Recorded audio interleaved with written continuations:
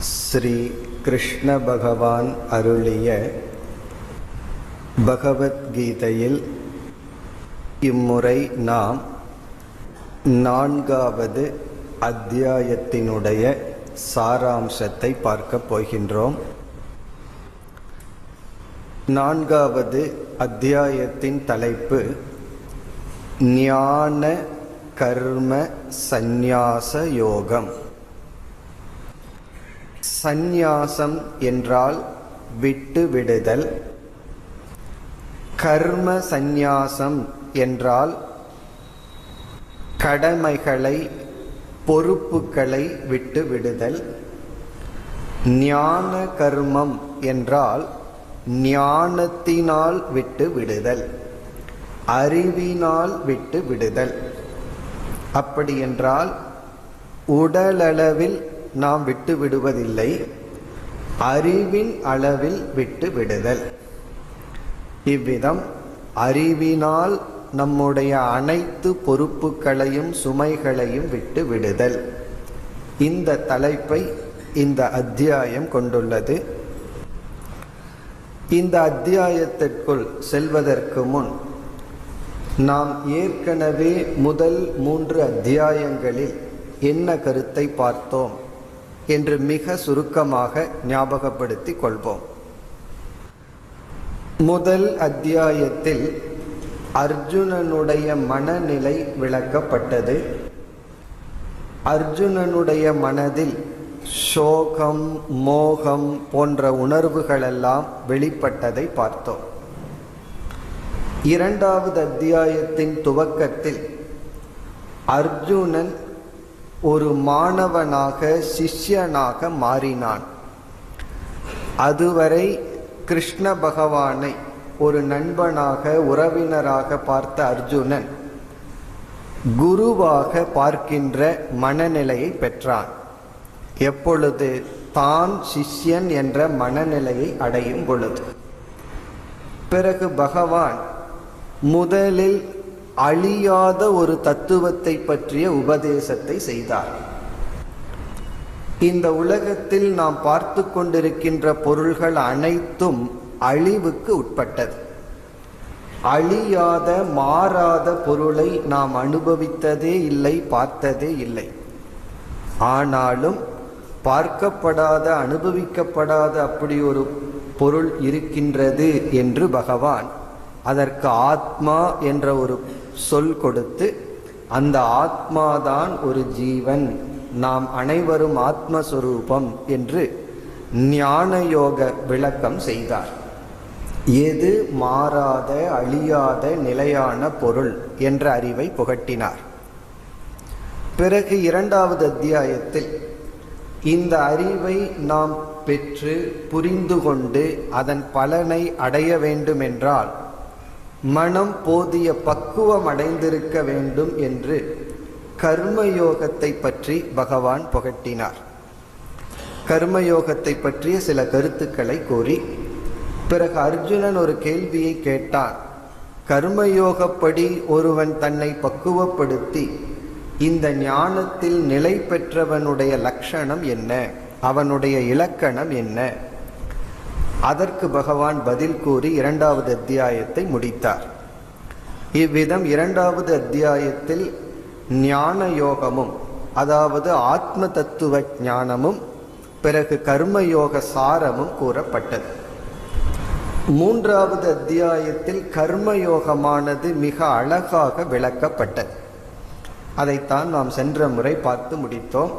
கர்மயோகமானது என்ன, கர்மயோகம் தனக்கும் சமுதாயத்திற்கும் எப்படி பயன்படும், கர்மயோகம் என்ற ஒரு முறைப்படி நாம் வாழ்ந்தால் அது நமக்கு மட்டும் பலனல்ல, சமுதாயத்திற்கும் பலன் என்ற அடிப்படையிலெல்லாம் பகவான் பேசினார். இவ்விதம் கர்மயோகத்தினுடைய விளக்கம், ஞான யோகத்தினுடைய சாராம்சம், இவைகளையெல்லாம் கூறி முடித்ததற்கு பிறகு இந்த 4வது அத்தியாயம் துவங்குகின்றது. இனி நாம் இந்த 4வது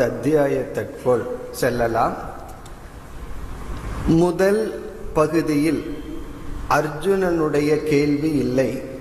நேரடியாகவே பகவான் இந்த அத்தியாயத்தை துவங்குகின்றார்.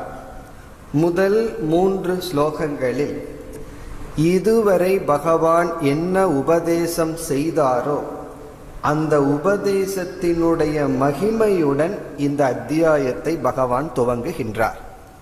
இப்ப முதல் 3 ஸ்லோகங்கள் இதுவரை என்ன கருத்து பகவானால் உபதேசிக்கப்பட்டதோ அந்த கருத்தினுடைய பெருமையுடன் ஆரம்பமாகின்றது. எப்படி பகவான் பெருமைப்படுத்துகின்றார் என்றால், இமம் விவஸ்வதே யோகம் புரோக்தவானகம் அவ்யயம் என்று துவங்குகின்ற இந்த அத்தியாயத்தில் இந்த யோகத்தை நான் சூரிய பகவானுக்கு உபதேசித்தேன் என்று இந்த அத்தியாயத்தை ஆரம்பிக்கின்றார். இந்த யோகத்தை, இந்த யோகம் என்றால் 2வது 3வது அத்தியாயத்தில் நான் என்ன அறிவை உனக்கு புகட்டினேனோ அந்த ஞானத்தை நான் சூரிய பகவானுக்கு உபதேசம் செய்தேன். பிறகு சூரிய பகவான் என்ன செய்தார்? அவர் மனு என்பவருக்கு உபதேசம் செய்தார். மனு என்பவர் இக்ஷ்வாகு என்பவருக்கு உபதேசம் செய்தார் என்று கூறி அடுத்த ஸ்லோகத்தில் இந்த ஞானமானது பரம்பரையாக வந்து கொண்டு இருக்கின்றது. பரம்பரை என்றால் க்ஷத்திரியர்கள், இந்த நாட்டை ஆண்டு வருகின்ற க்ஷத்திரியர்கள் இந்த ஞானத்துடன் இருந்தார்கள் என்று பகவான் ராஜ ரிஷயக விதுகு, ராஜ ரிஷி என்ற வார்த்தையை பயன்படுத்துகின்றார். ராஜாவாகவும் ரிஷிகளாகவும் வாழ்ந்து வந்தார்கள். இப்ப ராஜாவாக இருத்தல் என்றால் யார் ஐஸ்வர்யத்துடன் இருக்கின்றார்களோ அவர்கள் ராஜா. ஐஸ்வர்யம் என்றால் மற்றவர்களை ஆளும் தன்மை. ரிஷி என்றால் சூக்ஷ்மமான விஷயத்தை புரிந்து கொள்கின்ற சக்தி, அவர்களை ரிஷி என்று சொல்கின்றோம். சூக்ஷ்மமான விஷயத்தை புரிந்து கொள்கின்ற சக்தியுடனும் இந்த உலகத்தை ஆண்டு வருகின்ற, ஆட்சி செய்கின்ற சக்தியுடனும் இருக்கின்ற ராஜ ரிஷிகள் இந்த ஞானத்தை அடைந்துள்ளார்கள், இந்த ஞான பரம்பரையில் வந்துள்ளார்கள். நான் சூரிய பகவானுக்கு உபதேசத்தை ஆரம்பித்து இது மரபாக பரம்பரையாக இந்த ஞானம் வந்து கொண்டிருந்தது என்று கூறுகின்றார். அப்படி இந்த ஞானத்தை, யோகத்தை பற்றி கூறும் பொழுது இந்த யோகத்திற்கு பகவான் ஒரு அடைமொழி கொடுக்கின்றார். அவ்யயம் யோகம். அவ்யயம், வியம் என்றால் செலவு, நஷ்டம். அவ்யயம் என்றால் அழியாத. அழியாத இந்த யோகத்தை நான் கொடுத்தேன், அது பரம்பரையாக வந்து கொண்டிருந்தது. ஏன் அழியாத யோகம் என்று கூறுகின்றார் என்றால், இந்த யோகமானது அழியாத பலனை நமக்கு கொடுக்கும். இந்த உலகத்தில் நாம் எதை அடைந்தாலும் அது அழியக்கூடியதாகவே இருக்கும், அல்லது அது அழிவதற்கு முன் நாம் அனுபவிக்கின்ற இந்த உடல் அழிவுக்கு உட்பட்டதாக இருக்கும். இவ்விதம் அழியக்கூடிய பலன்களை நாம் இந்த உலகத்திலிருந்து அடைந்து வருகின்றோம். இந்த யோகமோ அழியாத பலனை நமக்கு கொடுக்கும், அல்லது அழியாத பரம்பொருளை பற்றிய ஞானத்தை உடையது இந்த யோகம் என்று தான் உபதேசித்த ஞானயோகம், கர்மயோகம், இந்த 2 யோகத்தினுடைய மகிமையை பகவான் முதல் பகுதியில் கூறுகின்றார். இப்படி க்ஷத்திரியர்களும் பரம்பரையாக இந்த ஞானத்துடன் இருந்தார்கள். பிறகு என்ன ஆயிற்று என்றால், ச காலேன மகதா யோகோ நஷ்ட பரந்தப. தீர்க்க காலத்தில் இந்த யோகமானது க்ஷத்திரியர்களிடம் நஷ்டத்தை அடைந்து விட்டது என்று கூறுகின்றார். பகவான் காலத்திலேயே க்ஷத்திரியர்களிடம் இந்த ஞானம் நஷ்டத்தை அடைந்து விட்டது. அதனுடைய பொருள் சங்கரர் விளக்கம் கொடுக்கும் பொழுது, இந்திரிய கட்டுப்பாடு இல்லாத காரணத்தினால் அரசராக இருந்தவர்கள், இந்த உலகத்தை ஆட்சி செய்கின்ற பொறுப்பில் இருப்பவர்கள் போகத்தில் ஈடுபட்ட காரணத்தினால், கட்டுப்பாடு ஒழுக்கத்தை விட்ட காரணத்தினால் இந்த ஞானத்தையும் இழந்து விட்டார்கள். இப்ப எப்பொழுது இந்த ஞானம் நம்மிடம் இருக்கும் என்றால், கட்டுப்பாடு, இந்திரிய ஒழுக்கம் போன்றவைகள் இருக்கும் வரை இந்த ஞானத்தை நாம் வைத்து காப்பாற்ற முடியும். அதை க்ஷத்திரியர்கள் இழந்து விட்டார்கள். பிறகு என்ன பகவான் அடுத்த 3வது ஸ்லோகத்தில் கூறுகின்றார், அதே யோகத்தை இப்பொழுது நான் க்ஷத்திரியனான உனக்கு எடுத்து உரைக்கின்றேன். சயேவ அயம் மயா தே அத்ய யோகக புரோக்தக. இப்பொழுது நான் உனக்கு உபதேசம் செய்த இந்த ஞானமானது ஒரு காலத்தில் ராஜரிஷிகளெல்லாம் அறிந்திருந்தது. இடைக்காலத்தில் அரசர்கள் இதை விட்டுவிட்டார்கள். இப்பொழுது மீண்டும் உனக்கு அதே ஞானத்தை நான் உனக்கு இப்பொழுது கொடுத்துள்ளேன் என்று பகவான் இதுவரை உபதேசித்த உபதேசத்தின் பெருமையை கூறுகின்றார்.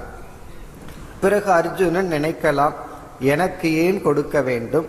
அல்லது நாம் நினைக்கலாம், பகவான் எதற்கு அர்ஜுனனுக்கு கொடுக்க வேண்டும் என்று. அதை பகவான் கூறுகின்றார், பக்தக அசி மே.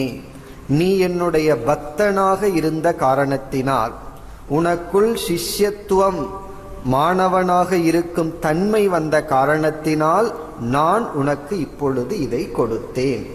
இங்க பக்தி என்றால் சரண புத்தியா பிரீத்திகி என்று சொல்லப்படுகிறது. சரண புத்தியா, சரணடைகின்ற புத்தியுடன் இருக்கின்ற அன்புதான் பக்தி. சரணடைதல் என்றால் என்னுடைய அறிவு எனக்கு பயன்படாது, உங்களுடைய அறிவு எனக்கு தேவை என்று இங்கு அறிவில் சரணடைதல். நம்முடைய அறிவை குருவிடம் சரணடைய வைக்க வேண்டும். அப்படி சரணடைய வைத்து, என் மீது நீ பக்தி கொண்டுள்ளாய், பிரீத்தி அன்பு கொண்டுள்ளாய், எனக்கு நீ ஒரு நண்பனாகவும் இருக்கின்றாய், உன்னுடைய நன்மைக்காக நான் இந்த யோகத்தை இப்பொழுது உனக்கு உபதேசித்தேன். பிறகு இதற்கு இனியொரு அடைமொழி பகவான் கொடுக்கின்றார், உத்தமம் ரகசியம். இது ஒரு மேலான ரகசியம். இது சாதாரணமான விஷயமல்ல, இது மேலான ரகசியம்.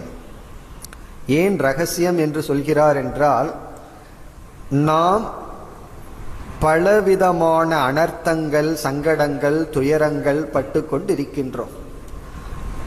மீண்டும் மீண்டும் துயரங்கள் தொடர்ந்து வந்து கொண்டே இருக்கின்றது.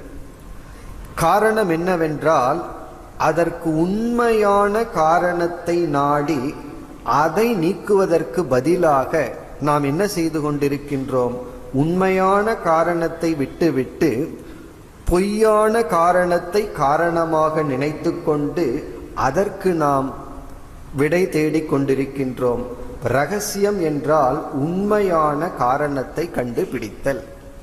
அதற்கு ஒரு உதாரணம் சொல்வார்கள். ஒருவர் டாக்டரிடம் சென்று சொன்னாராம், என்னுடைய உடல் எல்லா இடத்திலும் வலி இருக்கின்றது, எந்த இடத்தில் தொட்டாலும் எனக்கு உடல்ல வலி இருக்குன்னு சொன்னார். பிறகு டாக்டர் பரிசோதனை பண்ணி பார்த்துட்டு கண்டுபிடிச்சார், இவருக்கு உடல் முழுவதும் நல்லா இருக்கு. பிறகு இவர் எந்த கையில உடலை தொட்டுட்டு இருக்காரோ அந்த கையில தான் ஒரு புண்ணு இருக்கு. அதனால அந்த புண்ணோட எங்க வேணாலும் தொடுறாரு, அவருக்கு பெயின் வருது. அவர் என்ன நினைச்சிட்டார், எனக்கு உடல் பூரா ஏதோ ஒரு வியாதி இருக்கு, அதனால எங்க தொட்டாலும் எனக்கு துயரம். ஆனா என்ன நடந்திருக்குன்னா, எந்த கையில தொட்டுட்டு இருக்காரோ அந்த கையில மட்டும்தான் ப்ராப்ளம். அதே போல நம்ம அந்த புண்ணான கை அப்படிங்கிறது புண்ணான மனம். இந்த புண்ணான மனதுல இந்த உலகத்துல யாரிடத்துல என்ன விவகாரம் வச்சாலும் நமக்கு துயரம்தான் வருது. நம்ம என்ன நினைச்சிடறோம், அங்கங்கதான் பிரச்சனைகள் இருக்குன்னு நினைச்சிட்டு அதை மாற்ற முயற்சி செய்து கொண்டிருக்கின்றோம். ஆனா புண்பட்ட அல்லது பண்படாத நம்முடைய மனது தான் நமக்கு துயரத்திற்கு காரணம். இப்ப புண்ணான கையில என்ன எங்கு தொட்டாலும் வேதனை வருவது போல, பக்குவம் அடையாத மனதுடன் இந்த உலகத்துல எந்த விவகாரம் செய்தாலும் அது நமக்கு துயரமாகத்தான் வரும். ஆகவேதான் பகவான் ரகசியம், இது பெரிய ரகசியம், இந்த ரகசியத்தை நான் உனக்கு உபதேசித்தேன் என்றதுடன் பகவான் சற்று அமைதியடைகின்றார். பிறகு அர்ஜுனன் ஒரு கேள்வியை 4வது ஸ்லோகத்தில் கேட்கின்றான். அர்ஜுனனுடைய கேள்வி என்னவென்றால், கிருஷ்ண பகவானான நீங்கள் இப்பொழுதுதான் பிறந்திருக்கின்றீர்கள். சூரிய தேவனோ இந்த சிருஷ்டியினுடைய துவக்கத்தில் தோன்றியுள்ளார். நீங்கள் எப்படி சூரிய தேவனுக்கு உபதேசம் செய்திருக்க முடியும்? இப்ப சூரிய தேவன் தோன்றியதோ இந்த சிருஷ்டியினுடைய துவக்கத்தில். அந்த சூரிய தேவனுக்கு இப்பொழுது பிறந்த நீங்கள் எப்படி உபதேசம் செய்திருக்க முடியும் என்பது அர்ஜுனனுடைய கேள்வி. அபரம் பவதோ ஜென்ம பரம் ஜென்ம விவஸ்வதக, உங்களுடைய ஜென்மமோ பிறகு வந்தது. விவஸ்வதக, சூரிய தேவனுடைய ஜென்மமோ முன் வந்தது.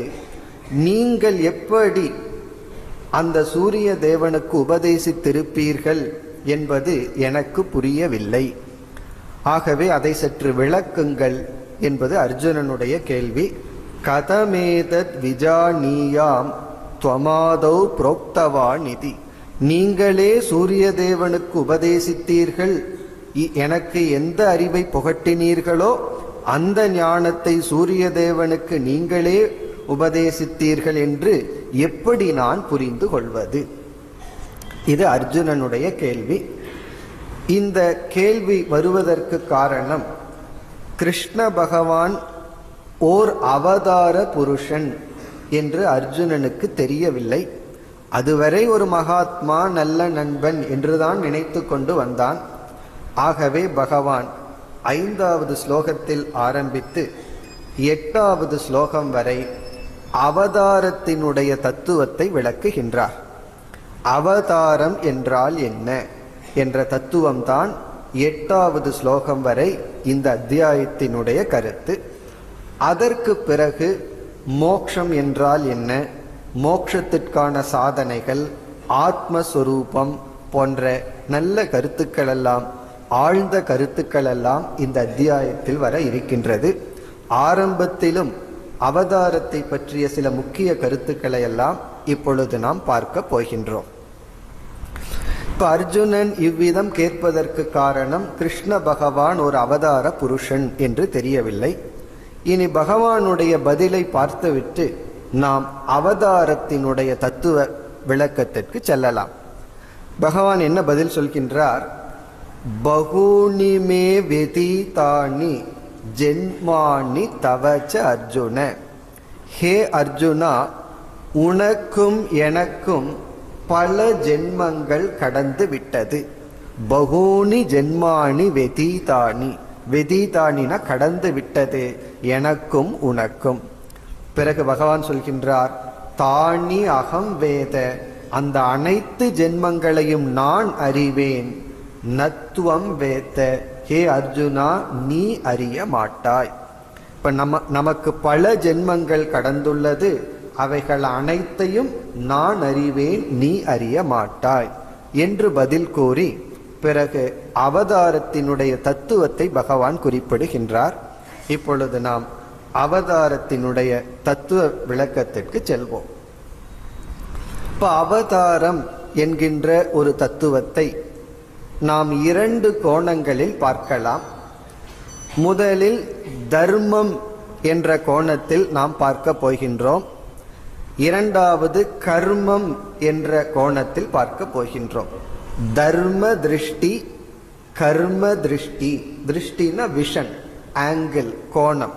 தர்மத்தினுடைய அடிப்படையில் அவதாரத்தினுடைய தத்துவத்தை பார்ப்போம். பிறகு கர்மத்தினுடைய அடிப்படையில் அவதாரத்தினுடைய தத்துவத்தை பார்க்கலாம். அவதாரம் என்றால் என்ன என்பதெல்லாம் நமக்கு தெரிந்திருக்கும். பாகவத புராணத்திற்குள் சென்றால் விஷ்ணுவுக்கு 10 அவதாரங்கள் நம்மெல்லாம் படிச்சிருக்கோம். சிவ புராணத்திற்கு சென்றால் சிவன் பல அவதாரங்கள் எடுப்பதாக படித்துள்ளோம்.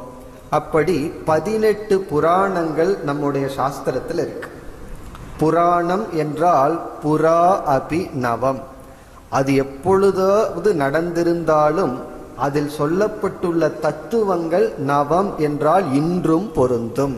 அந்த தத்துவம் மாறுவதில்லை. கதைகளாக வெகு காலத்திற்கு முன் இருந்திருந்தாலும் அது இன்றும் பொருத்தமாக உள்ளது என்பது அதனுடைய பொருள். அந்த ஒவ்வொரு புராணத்திலும் எந்த தேவதைகளை சிறப்பாக கூறப்பட்டுள்ளார்களோ அந்த தேவதைகளுக்கு பலவிதமான அவதாரங்களை சாஸ்திரம் கூறுகின்றார்.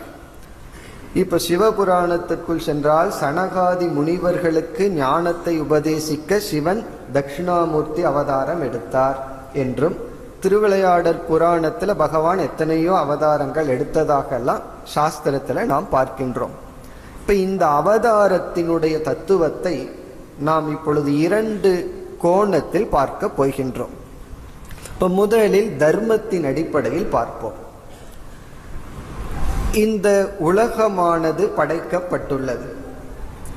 இது அழிவுக்கு உட்பட்டதாக இருந்தாலும், எந்த ஒன்று படைக்கப்பட்டிருந்தாலும் அது சில காலம் காக்கப்பட்டிருக்க வேண்டும் அல்லது காக்கப்பட வேண்டும். எந்த ஒரு பொருள் உருவாக்கினாலும் ஒரு காலத்துல அந்த பொருள் அழியப் போவதாக இருந்தாலும் கொஞ்ச நாள் அந்த பொருள் இருக்கும். அது இருக்கிறதுக்காகத்தான் அது உருவாக்கப்படுகிறது. உருவாக்கப்பட்டவுடன் அழிக்கப்படுவதற்காக எந்த பொருளும் உருவாக்கப்படுவதில்லை. அதாவது கன்ஸ்ட்ரக்ஷன் பண்ண உடனே டெஸ்ட்ரக்ஷன் பண்றது கிடையாது. ஒன்று பொருள் உருவானால் அது உருவாக்கப்படுவதனுடைய நோக்கமே கொஞ்ச நாள் அது இருக்கணும், பிறகு அடுத்த இயற்கை அது அழியும். அது இந்த உலகமாக இருக்கலாம் அல்லது நம்ம ஒரு சிறிய பொருளை உருவாக்கலாம். இப்ப எந்த ஒரு பொருள் படைக்கப்பட்டாலும் அது கொஞ்ச காலம் இருக்க வேண்டும். ஒரு பொருள் இருக்க வேண்டும் என்றால் அந்த பொருள் காக்கப்பட வேண்டும். அப்பொழுதுதானே அது இருக்கும். எந்த ஒரு பொருளை நம்ம உருவாக்கினாலும் அதை காப்பாற்றுவதற்குன்னு சிலதை சேர்த்து உருவாக்குவோம். அது காக்கப்பட வேண்டும். அந்த காக்கப்பட வேண்டும் என்பது அந்த பொருள் இருப்பதற்காக.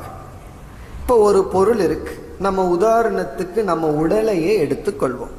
நம்முடைய உடல் படைக்கப்பட்டுள்ளது. ஒரு காலத்துல இந்த உடலுக்கு மரணம் என்ற ஒரு அவஸ்தை அழியக்கூடியதாக இருந்தாலும் அந்த காலம் வரை இந்த உடலானது பாதுகாக்கப்பட வேண்டும். அப்ப இந்த உடல் உருவாக்கப்பட்டுள்ளது, இந்த உடல் காக்கப்பட வேண்டும்.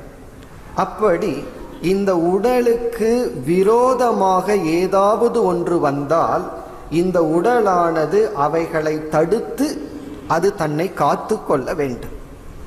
இப்ப எந்த ஒரு சக்தி தோன்றிய ஒன்றை காத்து கொள்கின்றதோ அப்படி ஒரு சக்தியானது இந்த உடலுக்கு இறைவன் நமக்கு கொடுக்கப்பட்டிருக்க வேண்டும், கொடுத்திருக்கின்றார். இப்ப உதாரணமாக கண்ணுல ஒரு தூசி விழுந்தால், ஒரு மண் விழுந்தால் உடனே என்ன ஆகின்றது? கண்ணுல தண்ணீர் வருகின்றது. இப்ப கண்ணுக்கு தண்ணீர் வருகின்ற சக்தி பகவான் எதற்கு கொடுத்துள்ளார் என்றால் அந்த கண்ணை காப்பாற்றுவதற்காக. அந்த சக்தி எல்லா நேரத்திலையும் வெளிப்படாது. எல்லா நேரத்திலையும் கண்ணுல தண்ணீர் வருகின்ற வேலை ஆரம்பிச்சு அது என்ன? அது நோயாகிவிடும். பிறகு எப்பொழுது கண்ணுக்கு ஒரு ஆபத்து வருதோ அப்பொழுதுதான் அந்த சக்தி வெளிப்படும். மற்ற நேரத்திலையெல்லாம் அந்த சக்தி மறைந்திருக்கும். அதே போல ஒரு உணவை உட்கொள்கின்றோம். அந்த உணவு ஜீரணித்தால் உடலுக்கு நல்லது. ஜீரணிக்கவில்லை என்றால் சில சமயம் அந்த உணவு நம்மிடமிருந்து வெளியே வந்துவிடும். அப்படி வெளிவருகின்றது ஒரு விதமான சக்தி. நம்ம வாமிட் பண்றது ஒரு விதமான சக்தி. அது எல்லா நேரத்திலையும் வெளிப்படாது. எப்பொழுது தேவையோ அப்பொழுது வெளிப்படும். சில பேர் அவசரப்பட்டு விஷத்தை குடித்து விடுவார்கள். அது உடனே அது வெளிவந்து விடும். அப்படி வந்துவிட்டால் அவர்கள் பிழைத்தார்கள். அப்படி வெளிப்படவில்லை என்றால் அழிவு. அப்படி அது பொதுவாக வாயில உணவை போட்டா உள்ள போகணும். ஆனா சில சமயங்கள்ல அது தலைகீழா நடக்கும். உள்ள போறது வெளியே வரும். அது எதற்குனா இந்த உடலை பாதுகாக்கின்ற சக்தி. அதே போல டாக்டர்ஸ் என்ன சொல்றாங்க? ஃபீவர், ஜுரம் வருவதே நம்மை பாதுகாத்து கொள்ள. உடல்ல சில வைரஸ் பாக்டீரியா போயாச்சு. உடனே உடல் என்ன செய்கின்றது? அதிக ஜுரத்தை கொடுத்து அதனால அந்த பாக்டீரியாவோ வைரஸையோ அழிக்க பார்க்கின்றது. இது செல்ஃப் டிவைஸ். நம்மையே பாதுகாத்து கொள்ள இந்த உடலுக்கு சில சக்திகள் இருக்கு. அது எல்லா நேரமும் வெளிப்படாது. எப்போ உடலுக்கு ஒரு ஆபத்து நேருகிறதோ அப்பொழுது அது வெளிப்படும். மீதி நேரத்திலேயெல்லாம் அந்த சக்தி அமைதியாக இருக்கு. இது ஒரு உதாகரணம். அதே போல இந்த உலகமே இறைவனுடைய உடல் என்று பார்த்தார். இந்த உலகமே பகவான் படைச்சது, பகவானுடைய உடல். இப்ப இந்த உலகமானது சீராக நடந்து கொண்டிருக்க வேண்டும். அப்படி நடந்து கொண்டிருக்கும் பொழுது இந்த உலகத்திற்குள் ஒரு சீர்கேடு வந்தால், எப்படி கண்ணுக்கு ஒரு தூசியானது, மண்ணானது கண்ணுக்கு எதிராக செயல்படும் ஒரு பொருள், அதே போல சீராக நடைபெற வேண்டிய இந்த உலகத்திற்குள் ஒரு சீர்கேடு ஏற்பட்டால் அந்த சீர்கேட்டை நீக்கும் சக்திக்குத்தான் அவதாரம் என்று சொல்லப்படுகிறது. இப்ப அவதாரம் என்றால் எந்த ஒரு சக்தி வெளிப்பட்டு இந்த உலகத்தினுடைய சீர்கேட்டை நீக்குகின்றதோ அந்த சக்திக்கு பெயர் அவதாரம். இப்ப அவதாரம் என்பது எப்படி நம்முடைய உடலை பாதுகாக்க நமக்குள் சில சக்திகள் இருந்து எப்ப தேவையோ அப்ப வெளிப்படுமோ, அப்படி இறைவன் இந்த உலகத்தை பாதுகாக்க வெளிப்படுகின்ற சக்தியைத்தான் நாம் அவதாரம் என்று சொல்கின்றோம். இது அவதாரம்ங்கிறது ஒரு விதமான டோட்டல் சென்ஸ். ஒரு இறைவன் எடுக்கிற ஒரு உடல் அல்லது திருவிளையாடல் அப்படிங்கிற அர்த்தத்துல நம்ம சொல்லல. புராணத்துல சொல்ற இது ஒரு நோக்கம், அதையும் நம்ம பார்க்க போறோம். ஆனா அவதாரம்ங்கிறதுனுடைய முழுமையான ஒரு விஷன், அதாவது பார்வை என்னவென்றால், இந்த உலகத்தை நிலைநாட்ட ஸ்திதி செய்ய இறைவன் வெளிப்படுகின்ற வெளிப்பாட்டை அவதாரம் என்று சொல்கின்றோம். அந்த அவதாரம் உடல் ரூபமாகத்தான், மனித உடலைத்தான் எடுத்திருக்கணுங்கிற அவசியம் கிடையாது. அது எப்படி வேண்டுமானாலும் வரலாம். சில சமயம் அழிவாக வரலாம், சில சமயம் ஆக்கமாக வரலாம், எப்படி வேண்டுமானாலும் வரலாம்.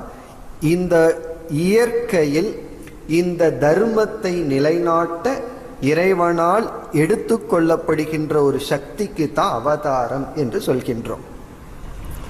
எப்படி உடலுக்கு ஆகாதது உடலுக்கு போகுதோ அதுபோல இந்த சமுதாயத்திற்கு சீர்கேடு கொடுப்பதை நாம் அதர்மம் என்று சொல்கின்றோம்.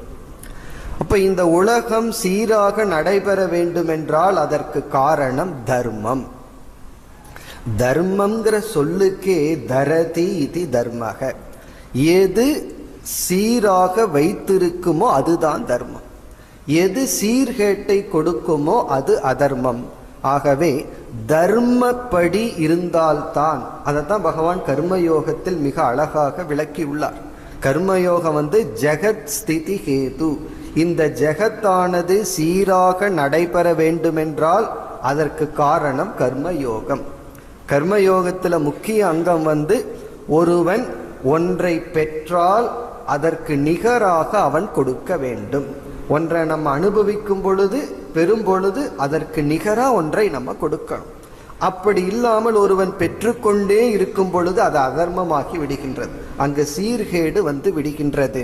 இவ்விதம் இந்த கர்மயோகப்படி தர்மப்படி ஜீவிதம் இருக்கும் பொழுது இந்த உலகமானது சீராக இயங்கி வரும். எப்பொழுது அந்த தர்மமானது விடப்பட்டு விடுகிறதோ அப்பொழுது என்ன நேரிடுகின்றது? இந்த உலகத்திற்கு அழிவு நேரிடுகின்றது. அந்த அழிவிலிருந்து காப்பாற்ற, தர்மத்தை நிலைநாட்ட எந்த ஒரு சக்தி வெளிப்படுகிறதோ அந்த சக்தியை நாம் அவதாரம் என்று சொல்கின்றோம். இது தர்மத்தினுடைய அடிப்படையில நம்ம அவதாரம்ங்கிற கருத்தை பார்க்கின்ற நோக்கம். இப்ப அவதாரம் என்றால் எந்த ஒரு சக்தி சாதாரணமாக வெளிப்படாது, தன்னை பாதுகாத்து கொள்ள வெளிப்படும் சக்தியை போல அதர்மம் மேலோங்கி தர்மமானது கீழ்நிலைக்கு வரும்பொழுது தர்மத்தை நிலைநாட்ட வெளிப்படும் சக்தியைத்தான் அவதாரம் என்று சொல்கின்றோம். இன்னும் சுருக்கமாக சுலபமாக கூற வேண்டும் என்றால், இந்த உலகத்தை காக்க எந்த ஒரு சக்தி வெளிப்படுகிறதோ அது அவதாரம். இது ஒரு கோணத்துல நம்ம அவதாரத்தை பார்ப்பது. இனி இரண்டாவது கோணத்தில் கர்மத்தின் அடிப்படையில் அவதாரத்தை இப்பொழுது பார்க்கலாம். இப்ப நம்மெல்லாம் ஜீவர்களெல்லாம், நம்மை போன்ற ஜீவர்கள் இந்த உலகத்துல பிறப்பதற்கு என்ன காரணம்? நாம் ஏன் இப்படிப்பட்ட இடத்துல இப்படிப்பட்ட பெற்றோர்களுக்கு இந்த தேசத்தில் இந்த காலத்தில் இந்த விதத்தில் ஆரோக்கியமான உடலோ அல்லது பலகீனமான உடலோ அல்லது ஹீனமான உடலுடனோ பிறப்பதற்கு என்ன காரணம் என்று கேட்டால், நமக்கு இது யோசிக்க தயாரா இல்லைன்னா உடனே சொல்லிடலாம் பை சான்ஸ், எப்படியோ அப்படின்னு சொல்லிடலாம். ஆனா சாஸ்திரம் கர்ம என்ற பதிலை கொடுக்கின்றது. நம்முடைய கர்மத்தின் அடிப்படையில் நாம் இந்த சரீரத்தை இந்த சூழ்நிலையில் பிறந்துள்ளோம். இப்ப நம்ம நம்முடைய கர்ம வினையின் அடிப்படையில் நமக்கு உடல் கிடைத்துள்ளது, சூழ்நிலை கிடைத்துள்ளது, பெற்றோர் கிடைத்துள்ளார்கள், சூழ்நிலை கிடைத்துள்ளது. இப்ப நமக்கு இப்படிப்பட்ட சூழ்நிலை கர்ம வினையில வந்தா நாமும் ஒரு சூழ்நிலைக்கு காரணமாகின்றோம். இப்படிப்பட்ட பெற்றோர் எனக்கு வேண்டும் அப்படிங்கிறது என்னுடைய கர்ம வினையாக இருந்தால், அதே போல பெற்றோருக்கு இப்படிப்பட்ட மகன் வேண்டும் என்பதும் அவர்களுடைய கர்ம வினையாக இருக்கும். ஏன்னா மனிதர்கள் சொன்னாவே டிரான்சாக்ஷன், உறவு விடுகின்றது. ஒருவரோடு ஒருவர் நம்ம இணங்கித்தான் வாழ்கின்றோம். ஆகவே ஒவ்வொரு ஜீவனுடைய பிறப்பிலும் வியஷ்டி சமஷ்டி என்ற இரண்டு கர்மங்கள் இணைகின்றது. வியஷ்டி என்றால் அவனுடைய தனிப்பட்ட கர்மம், சமஷ்டி என்றால் மற்றவர்களுடைய கர்மம். இந்த இரண்டு கர்ம வினையும் சேர்ந்துதான் நாம் பிறக்கின்றோம், நாம் வாழ்கின்றோம். இப்போ ஒருவரோட நான் இணக்கம் வச்சா அவருடைய கர்ம வினையும் என்னுடைய கர்ம வினையும் சேர வேண்டும். இது எந்த உறவாக இருந்தாலும் சரி, அதாவது அண்ணன் தம்பி உறவா இருந்தாலும் சரி, குரு சிஷ்ய உறவாக இருந்தாலும் சரி, அல்லது இந்த நாடு, இந்த நாட்டுக்கு நான், இந்த நாட்டில் நான் பிறந்தவன், அப்படிப்பட்ட உறவாக இருந்தாலும் சரி, இரண்டு கர்ம வினைகள் சேர வேண்டும். இப்படிப்பட்ட பெற்றோர்கள், இப்படிப்பட்ட சூழ்நிலையில நான் பிறக்க வேண்டும்ங்கிறது என்னுடைய கர்ம வினை. இப்படிப்பட்டவன் அவர்களுக்கு பிறக்க வேண்டியது அவர்களுடைய கர்ம வினை. இந்த இரண்டு கர்ம வினையும் சேர்ந்து ஒரு ஜீவனுடைய வாழ்க்கை பிறப்புக்கு காரணம் ஆகின்றது. இது சம்சாரிகளான ஜீவர்களுடைய வாழ்க்கையில் இருக்கிற நியமம். இனி அடுத்த கேள்வி, இறைவனே இந்த உலகத்தில் அவதரிக்க வேண்டும் என்றால் எதன் அடிப்படையில் அவர் உடலை எடுப்பார்? அவருக்கு என்ன கர்ம வினை அப்படின்னு கேட்டா, இறைவனுக்கு பாப புண்ணியம் அப்படின்னு ஏதாவது இருந்தா அதனுடைய அடிப்படையில் அவர் உடல் எடுக்கலாம். ஆனா இறைவனுக்கு பாப புண்ணியம்ங்கிறது இல்லை. ஆகவே எதன் அடிப்படையில் இறைவன் உடலை எடுக்கின்றார் என்றால், இறைவனுக்கு பாப புண்ணியம் என்ற அவருக்கு கர்மவினை இல்லை. பிறகு எதன் அடிப்படையில்னா சமஷ்டி கர்மத்தின் அடிப்படையில் என்பது சாஸ்திரத்தினுடைய பதில். இப்பொழுது விஷ்ணுவானவர் ஏன் ஒரு காலத்தில் ராம அவதாரம் எடுத்தார், ஒரு காலத்தில் ஏன் கிருஷ்ணர் என்ற அவதாரம் எடுத்தார், இனி ஒரு காலத்தில் ஏன் வேறொரு நரசிம்மர் என்ற அவதாரம் எடுத்தார் அப்படின்னா, அது பகவானுடைய சாய்ஸ் இல்லை, அது மற்றவர்களுடைய சாய்ஸ். இப்ப சபரி செய்த ஒரு தவம், அதனால ராம அவதாரத்துல சபரிக்கு அனுகிரகம் பண்ணார். பிறகு ராவணன் செய்த பாபம் ராம அவதாரத்தின் மூலமாக தான் அதை அவர் நீக்கினார். அப்படி மற்றவர்களுடைய கர்ம வினைக்கு ஏற்ப பகவான் சரீரத்தை எடுக்கின்றார். இப்ப ஹிரண்யகசிப்பு அவன் செய்த கர்ம வினைக்கு ஏற்ப ஒரு சரீரம். அப்படி அவரவர்கள் மற்ற சமுதாயம் எப்படிப்பட்ட சூழ்நிலைக்கு சென்றுள்ளதோ அதற்கு தகுந்தாற்போல் இறைவன் தன்னை வெளிப்படுத்தி கொள்வார். அப்படி இறைவன் எப்படிப்பட்ட சரீரத்தை எடுப்பார்ங்கிறது அவருடைய பாப புண்ணியத்தின் அடிப்படையில் அல்ல, சமுதாயத்தினுடைய பாப புண்ணியத்தின் அடிப்படையில். ஆனா ஜீவன் அவனுடைய பாப புண்ணியம், சமுதாயத்தினுடைய பாப புண்ணியம் சேர்ந்து ஒரு ஜீவனுடைய பிறப்பு. இறைவனுடைய பிறப்பு சமுதாயத்தினுடைய அடிப்படையில். இவ்விதம் இதைத்தான் பகவான் கூற போகின்றார். நான் எதற்காக அவதாரம் எடுக்கின்றேன், என்னுடைய அவதாரத்தினுடைய நோக்கம் என்ன, எப்பொழுது நான் என்னை பிறப்பித்துக் கொள்கின்றேன், எப்படி நான் என்னை பிறப்பித்துக் கொள்கின்றேன், இதையெல்லாம் தான் பகவான் கூறப் போகின்றார். இப்ப அவதாரத்தினுடைய தத்துவம் என்பது தர்மத்தின் அடிப்படையில் பார்த்தா ஒரு உடல் மானுட ரூபமாகவோ அல்லது ஏதாவது ஒரு ஜீவ ரூபமாக எடுப்பது மட்டுமல்ல, இந்த உலகத்துல எதெல்லாம் தர்மத்தை நிலைநாட்டுதோ அதெல்லாம் பகவானுடைய அவதாரம் அப்படி பார்க்கலாம். அல்லது காலத்துக்கு காலம் பகவான் தன்னை அவதார புருஷனாக வெளிப்படுத்தி கொள்வார். இனி அடுத்த கேள்வி, யார் அவதார புருஷன்? நம்ம பாகவத்தில் படிச்ச கிருஷ்ணரோட நின்னாச்சா? அதற்கு பிறகு பகவான் அவதாரமே எடுக்கவில்லையா அப்படிங்கிறது ஒரு பெரிய சந்தேகம். அதற்கு பிறகு பார்த்தா எத்தனையோ மகான்களை நம்ம அவதார புருஷன் என்று சொல்லிவிடுவோம். ஒரு சில சிஷ்யர்கள் தங்களுடைய குருவை அவதாரம் என்று சொல்வார்கள். இப்ப இதனுடைய நோக்கு அல்லது கருத்து என்னவென்றால், யாரெல்லாம் சமுதாயத்திற்கு நன்மையை செய்கின்றார்களோ, அவர்களால் சமுதாயத்தில் ஒரு பெரிய நன்மை அடைகின்றதோ அவர்களை நம்ம அவதாரம் என்று சொல்வதில் தவறில்லை. நமக்கு தெரியாது அவர்கள் அவர்களுடைய பாப புண்ணியத்தில் பிறந்து வந்தார்களா அல்லது இறைவனே சமுதாயத்தினுடைய பாப புண்ணியத்தின் அடிப்படையில் அப்படி ஒரு சரீரத்தை எடுத்தாரா, அது நமக்கு தெரியாது. சிற்றறிவாக இருக்கின்ற ஜீவர்களுக்கு தெரியாது. கிருஷ்ண பகவான் அவதரித்த காலத்தில் அவர் அவதார புருஷன்கிறத பலர் புரிந்து கொள்ளவில்லை, வெகு சிலர் தான் புரிந்து கொண்டார்கள். ஆகவே அது நமக்கு தெரியாது. ஆனால் நம்முடைய குருமார்களை அவதாரம் என்று சொல்வதில் தவறில்லை. அப்படி சொல்வார்கள், அது சொல்வதில் தவறு கிடையாது. ஆகவே இவர் தான் அவதாரம் என்று நம்ம கண்டிப்பாக சொல்ல முடியாது. ஆனால் யாரெல்லாம் நிமித்தமாக ஒரு பெரிய நல்லது நடக்கின்றதோ, தர்மம் நிலைநாட்டப்படுகின்றதோ, அது இறைவனுடைய சக்தி. இப்ப சங்கரர் 32வது வயதிற்குள் பெரிய காரியத்தை செய்துவிட்டு சென்று விட்டார். பலர் 32வது வயசுல தான் சிந்திக்க ஆரம்பிக்கின்றார். அவர் 32வது வயதுல எல்லா காரியத்தையும் முடிச்சிட்டார். அப்ப இது சாதாரண மனிதனால நடக்கக்கூடிய காரியம் அல்ல. உடனே நம்ம சங்கரரை ஆதிசங்கரரை அவதாரம் சொல்றோம். காரணம் என்ன?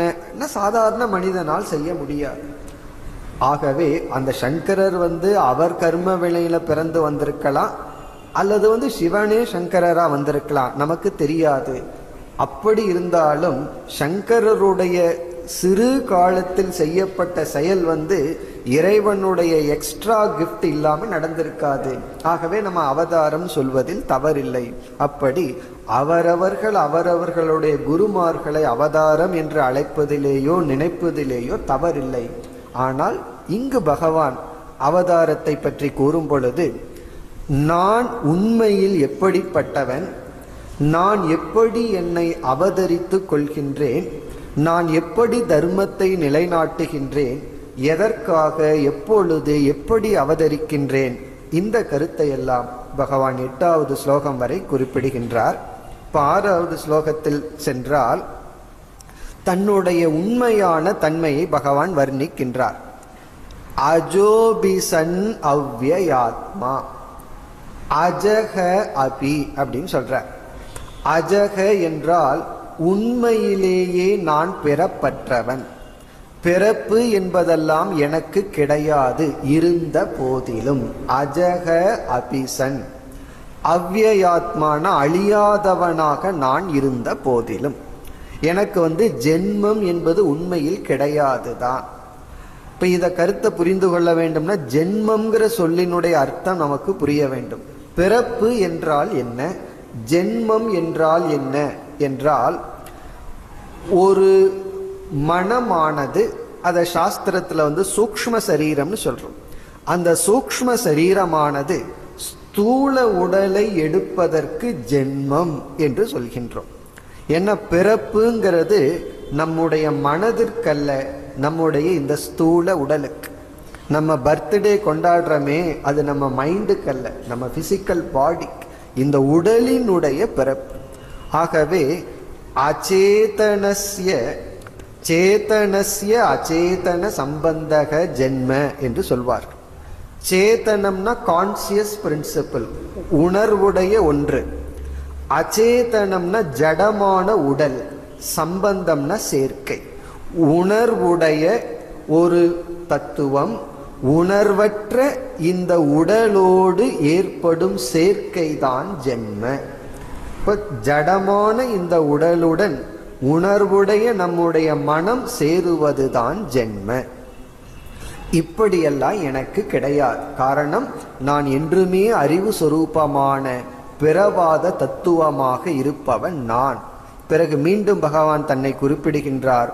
பூதானாம் ஈஸ்வரக அபிசன், இந்த அனைத்து ஜீவராசிகளுக்கும் நானே இறைவனாக ஈஸ்வரனாக இருக்கின்றேன்.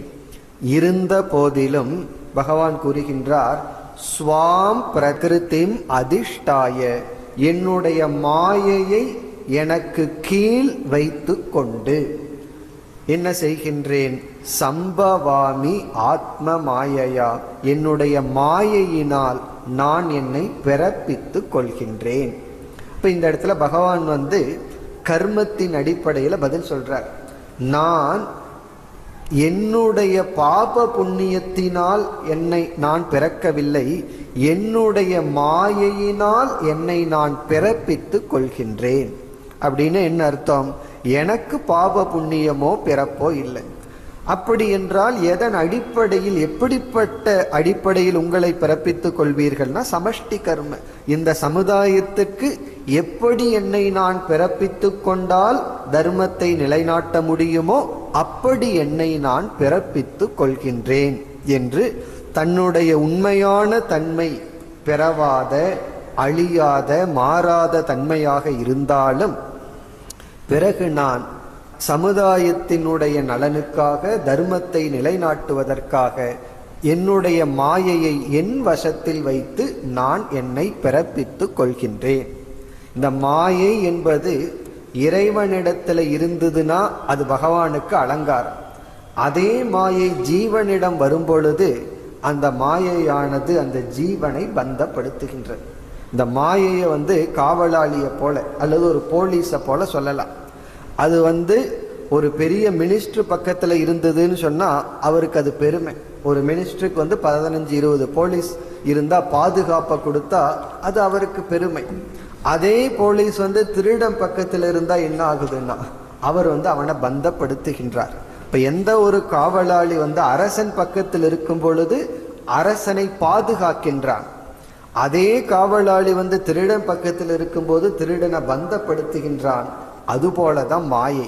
அது இறைவனிடத்துல போகும் பொழுது அது பகவானுக்கு அலங்காரம், ஜீவனிடம் வரும் பொழுது அது ஜீவனை பந்தப்படுத்துகின்றது. அதனால பகவான் சொல்றார், என்னுடைய மாயையை அதனுடைய வசத்திற்கு நான் செல்லாமல் என் வசத்தில் வைத்து நான் பிறப்பித்து கொள்கின்றேன் என்று இந்த அவதாரத்தினுடைய பிறப்பு ரகசியத்தை பகவான் குறிப்பிடுகின்றார். ஆனால் நமக்கு உண்மையிலேயே ஒரு ஜீவன் அவதாரமா இல்லையா, அவர் கர்ம வினையில பிறந்தாரா, சமுதாயத்தின் கர்ம வினையில அந்த ஜீவன் பிறந்துள்ளதா, அதெல்லாம் நமக்கு தெரியாது. தெரிய வேண்டிய அவசியமும் இல்லை. யாரெல்லாம் நன்மை செய்கிறார்களோ, தர்மத்தை நிலைநாட்டுகிறார்களோ அவர்களுக்குள் இறைவன் செயல்படுகின்றார்ங்கிறதே நமக்கு போதும். இனி அடுத்த 2 ஸ்லோகத்தில் 7, 8 இந்த 2 ஸ்லோகங்களில் எப்பொழுது பகவான் அவதரிக்கின்றார், எப்படி தர்மத்தை நிலைநாட்டுகின்றார் அதை பகவான் உபதேசிக்கின்றார்.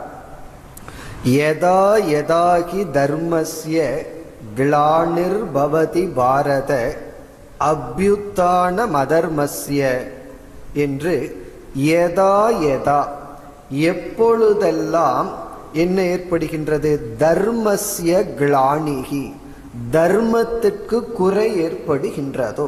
அப்படின்னு என்ன அர்த்தம்? சில சமயங்களில் தர்மத்திற்கும் குறை ஏற்படும். பல சமயம் உண்மையை சொல்லுவோம், கஷ்டப்படும்.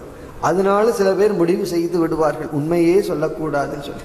உண்மையை சொன்னாவே கஷ்டப்பட்டா பொய் சொன்னா எவ்வளவு அதிக கஷ்டப்படுவோம்னு யோசிக்க வேண்டுமே தவிர, இப்போ உண்மையை சொன்னு கஷ்டப்படுறேன் அதனால நான் உண்மையை சொல்ல மாட்டேன்னு நினைப்பது தவறு. அப்படி தர்மத்துக்கு சில சமயங்களில் கஷ்டங்கள் ஏற்படும். அப்படி தர்மப்படி வாழும் பொழுது நமக்கு சில சோதனைகள் ஏற்படும். அப்படி தர்மத்திற்கு கிளானி ஏற்பட்டு சீர்கேடு ஏற்பட்டு அபியுத்தானம் அதர்மஸ்ய அதர்மமானது மேலோங்கும் பொழுது என்ன செய்கின்றேன்? ஆத்மானம் சிருஜாம் யகம், என்னை நான் பிறப்பித்துக் கொள்கின்றேன், என்னை நான் வெளிப்படுத்துகின்றேன். அதாவது கண்ணு என்ன சொல்லும்? எப்பொழுதெல்லாம் தூசி வருதோ அப்பொழுது நான் கண்ணீரை வெளிப்படுத்துவேன்னு சொல்லும். அதே போல பகவான் சொல்றார், எப்பொழுதெல்லாம் தர்மத்திற்கு கேடு வருகின்றதோ அதர்மம் மேலோங்குகின்றதோ அப்பொழுது என்னை நான் வெளிப்படுத்தி கொள்கின்றேன்.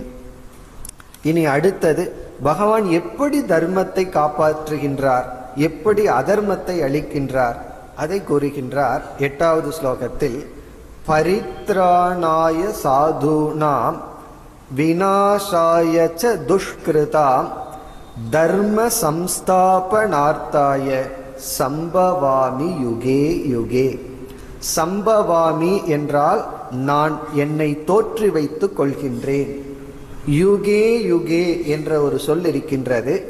அதனுடைய பொருள் தேவைப்படும் பொழுது, அவ்வப்பொழுது, அந்தந்த காலத்தில்.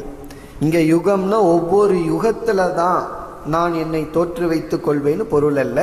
ஒவ்வொரு காலத்திலும் எந்த காலத்துல தேவையோ அந்த காலத்தில் என்னை நான் தோற்றி வைத்துக் கொள்கின்றேன். பிறகு இங்கு பகவான் குறிப்பிடுகின்றார் எப்படி நான் தர்மத்தை காப்பாற்றுகின்றேன் அதை குறிப்பிடுகின்றார்.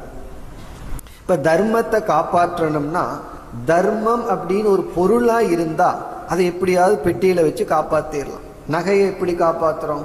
யாருக்கும் தெரியாம அழகான பெட்டியை வச்சு லாக்கர்ல வச்சு காப்பாத்துறோம். அப்படி தர்மம்ங்கிறது ஒரு பொருளா இருந்தா காப்பாற்றி விடலாம்.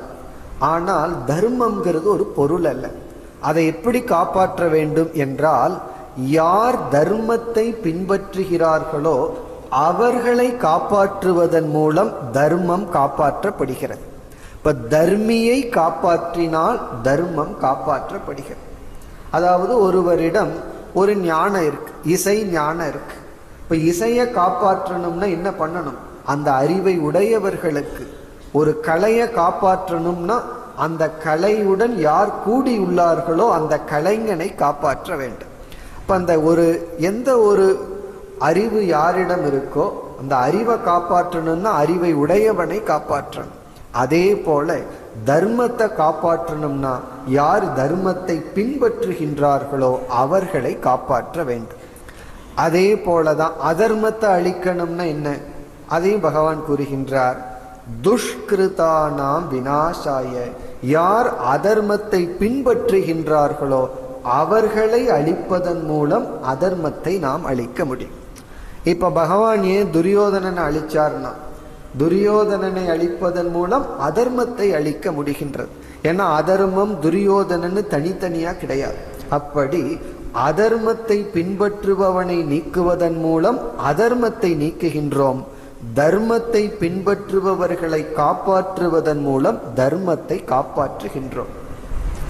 சரி, அதர்மத்தை பின்பற்றுபவர்களை நம்ம ஏன் அழிக்கணும்? அவர்களை நம்ம திருத்தலாமேன்னா தர்மசாஸ்திரம் முதல்ல அதைத்தான் சொல்லுது. அவர்களை அறிவின் மூலமாக திருத்த பார்க்கணும். அதுக்கு 4 உபாயங்கள் எல்லாம் கொடுக்குது. முதல்ல தானம் பண்ணி பார்க்கணும், உபதேசம் பண்ணி பார்க்கணும், சரி ஏதாவது கொஞ்சம் காம்ப்ரமைஸ் பண்ணி பார்க்கணும். இயலவே இல்லை என்றால் அவர்களிடத்தில் இருக்கின்ற பெரிய இறுதி ஆயுதம் அவர்களுடைய சரீரம். அவங்களுடைய உடல் தான் அவங்க கையில் இருக்கிற கடைசி ஆயுதம். அந்த உடலை நீக்கிட்டோம் அப்படின்னா அந்த ஜீவனுக்கு மேல் மேலும் செய்கின்ற பாபத்தை செய்யாத வாய்ப்பை நம்ம கொடுக்கணும். இப்ப இதற்கு மேலேயும் துரியோதனை விட்டு வச்சோன்னா இனியும் அவன் அதே உடலை வச்சுட்டு பாவம் தான் பண்ணிட்டு இருப்பான். இப்ப துரியோதனனை அழிக்கிறதும் கூட வெறுப்பு நாள் அல்ல, அவனுடைய நன்மைக்காக. காரணம் என்ன? அவனுடைய உடல் முழுவதும் பாய்சன் ஆயாச்சு. அதாவது பாய்சன் அப்படின்னு சொன்னா பொறாமைங்கிற விஷம் போயாச்சு. அதற்கு மேல விட்டு வச்சா அவன் சமுதாயத்தையும் அழிப்பான், அவனையும் அழிப்பான். இப்போ ஒருவர் கையில் ஆயுதத்தை நம்ம பிடுங்கிறது போல ஒருவனுடைய சரீரத்தை பகவான் பிடுங்கி விடுவார். அதுதான் துஷ்கிருதானாம் விநாசாய. அப்படி யாரெல்லாம் அதர்மத்தை பின்பற்றுகின்றார்களோ அவர்களை நீக்கி, யாரெல்லாம் தர்மத்தை பின்பற்றுகின்றார்களோ அவர்களை காப்பதன் மூலம் நான் தர்மத்தை நிலைநாட்டுகின்றேன். இந்த 8வது ஸ்லோகம் வரை அவதாரத்தினுடைய தத்துவத்தை அர்ஜுனன் அறியாத காரணத்தினால் கிருஷ்ண பகவான் இப்பொழுது தோன்றிய ஒரு ஜீவனாக அர்ஜுனன் நினைத்த காரணத்தினால், நீங்கள் எப்படி சூரிய பகவானுக்கு உபதேசித்திருக்க முடியும் என்று கேட்டான். அதற்கு பகவானுடைய பதில், நான் ஒரு அவதார புருஷன், என்னுடைய ஜென்மத்தை நான் அறிவேன், உன்னுடைய ஜென்மத்தை நீ அறிய மாட்டாய். நான் வேறு ஒரு சரீரத்தில் இருந்து இந்த அவதார கிருஷ்ணனாக இல்லாமல் இதற்கு முன் ஈஸ்வரனாக நான் இருந்து சூரிய பகவானுக்கு இந்த ஞானத்தை கொடுத்தேன். நான் உனக்கு கொடுத்த அறிவானது பரம்பரையாக வந்து கொண்டுள்ளது என்று கூறி, தான் ஒரு அவதார புருஷன், அவதாரம் எப்படி ஏற்படுகின்றது, அதனுடைய காலம் என்ன, எப்பொழுது, அதனுடைய அவசியம் என்ன என்றெல்லாம் கூறி அர்ஜுனனுடைய கேள்விக்கான பதிலை இந்த ஸ்லோகத்துடன் பகவான் முடித்து விட்டார். இனிமேல் இந்த அத்தியாயத்தில் மோட்சத்துக்கு நேரடியான சாதனைகள், ஒரு சாதகன் முக்கியமாக பின்பற்ற வேண்டிய சில சாதனைகள் பிரதானமாக முக்கியமாக வரப்போகின்றது. பிறகு இந்த அத்தியாயத்தினுடைய மைய கருத்தான ஆத்ம ஞானமும் வர இருக்கின்றது. மிக மிக சூக்ஷ்மமான முறையில் பகவான் உபதேசிக்க போகின்றார். இந்த அத்தியாயத்தில் இனிமேல் நாம் பார்க்க போகின்ற அனைத்து கருத்துக்களும் மிக முக்கியம். நமக்கு இருக்கின்ற காலத்தில் முக்கியமான கருத்துக்களை சுருக்கமாக நாளையிலிருந்து நாம் தொடர்வோம். இன்று இந்த வகுப்பை நாம் நிறைவு செய்வோம். ஓம் பூர்ணமத பூர்ணமிதம் பூர்ணாத் பூர்ணமுதச்யதே பூர்ணஸ்ய பூர்ணமாதாய பூர்ணமேவாவசிஷ்யதே. ஓம் சாந்தி சாந்தி சாந்தி.